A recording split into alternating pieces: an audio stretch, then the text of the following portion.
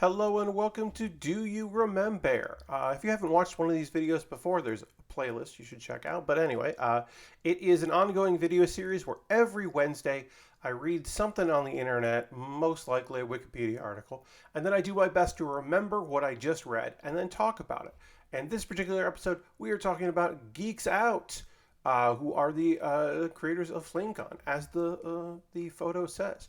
Um, now, before we get into anything, I should say, because I'll talk about Geeks Out, talk about FlameCon, it's Pride Month right now at the time of this recording, so I figured I would talk about some cool queer stuff.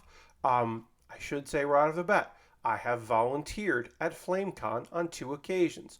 One time I was just helping setup, and then also I did some just like directing people where to go kind of a thing, some ushering, helping with registration. And then one year I helped out my good friend Louis Perlman, who was in charge of the performance stage. And I was his assistant, which was fun because I've known Louis for a long time. He's perfect for that job. And I got to help facilitate and do what I do best, which is like riding the audio board and getting people to places and making sure everybody had what they needed. I did that. So I do have an association with FlameCon. I've never been paid by them to do anything, but I have volunteered to help them out. And Geeks Out does run FlameCon. So with that said, let's talk about Geeks Out. They are a not-for-profit New York City-based group that is just trying to reach out to and empower the queer geek community.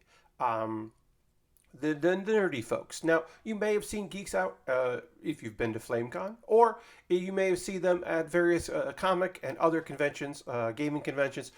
They're often in the diversity lounge for various PAXs, so you may be familiar with them, or just a regular old Comic Con, New York and the surrounding areas. They've gone to LA and San Francisco, and you just might have seen them. There just been a booth where you saw their very good t-shirts and you went up to see what was up, and they were like, yeah, we do stuff in New York. Come check us out. Or you may be interested or maybe familiar with FlameCon.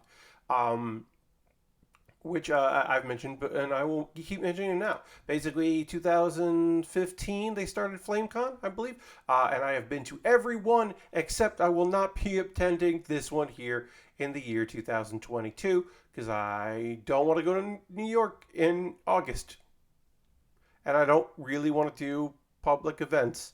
I did a digital, and it was fun. Anyway, I love FlameCon because it is that little corner of every convention, but it's the whole convention. It's that little corner where the cosplay is a little extra incredible and detailed and, dare I say, fabulous.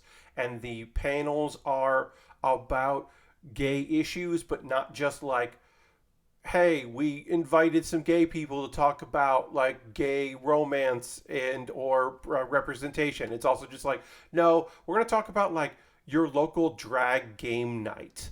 We're going to talk about like getting organized and whatever, or like I have been on panels at FlameCon, I should say. I've also been on like a panel on like, hey, encouraging you to get out there and get on other panels, that kind of thing. FlameCon is the whole convention. That little section, that little segment, it's the whole thing. It's the best cosplay I've ever seen at a convention. It is money changes hands because all of the artist alley is like the big portion of it is the art, and the people that are selling stuff there are selling to an audience that is hungry to buy things. Like, oh, you are an artist that draws like an artist that would do like watch along draws for RuPaul's Drag Race. It also does like these very fun pinups of superheroes. I will buy that. Oh, you have buttons of the Golden Girls. Yes, I will definitely purchase this. Like, people are spending money to see the things that they would like to see that maybe they had to really hunt at your local convention.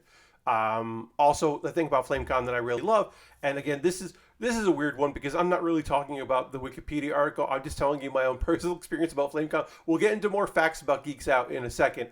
Just fucking relax. My favorite part about FlameCon is that it is for some people who cannot be out and proud. it is their secret weekend of the best weekend of their year.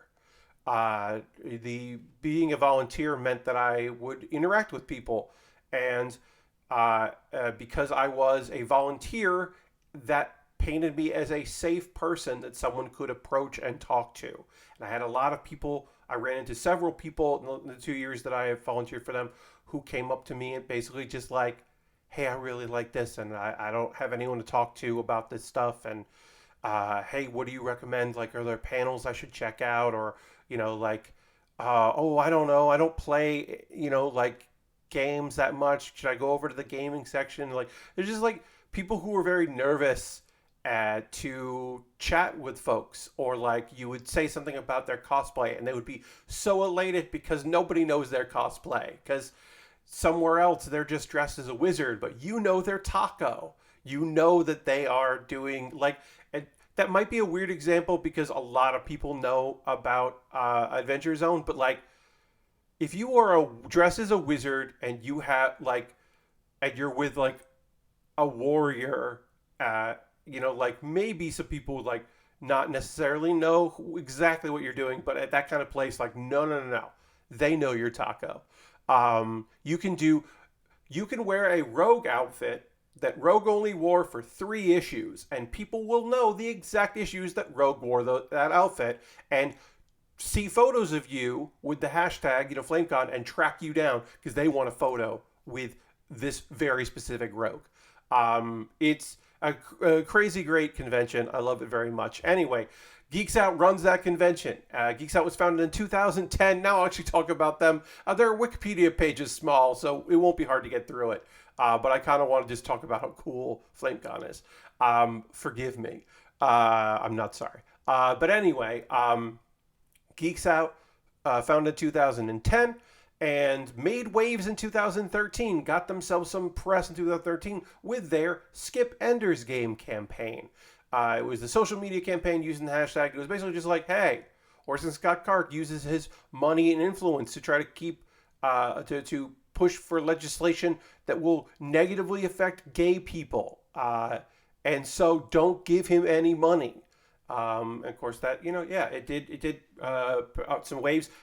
Unrelated to that, I also did a small campaign on Facebook, where I was like, hey, don't go see this movie. But anyway, they made attention. They got written up in a lot of places, for that. And of course, there were some people that were like, look, he made this deal years ago. He's not making it in the back end. You can just go see that movie. But as if that didn't also encourage people to go buy his books where he would make money.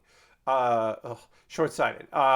Anyway, they got some attention with that, which was good. Obviously, they got some negative attention, but you're always getting you're always going to get negative attention when you are speaking proudly about being queer, which they certainly are. So, if you are going to conventions this year, please stay safe, of course. But also, if you see Geeks Out, go over there, say hi to them, buy a T-shirt to help promote, not only help promote them, but to help them continue to do cool things,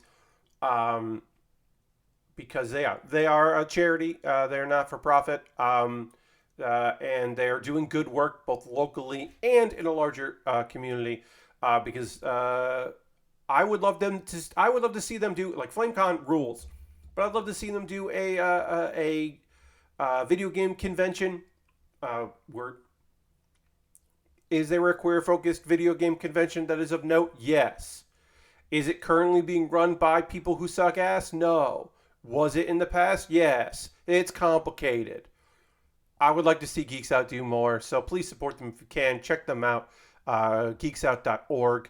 And let me know in the comments below what you'd like to see me cover in a future Do You Remember? What can I try to remember in the future? I would love to hear from you. I got a really good response from the previous video that I did, so I'm very happy about that. Thank you for everybody with their freeze pop thoughts, and also the band liked it on Twitter. That's just nice. So anyway, thank you so much for watching this video, and I will see you on the next Do You Remember? Okay, goodbye.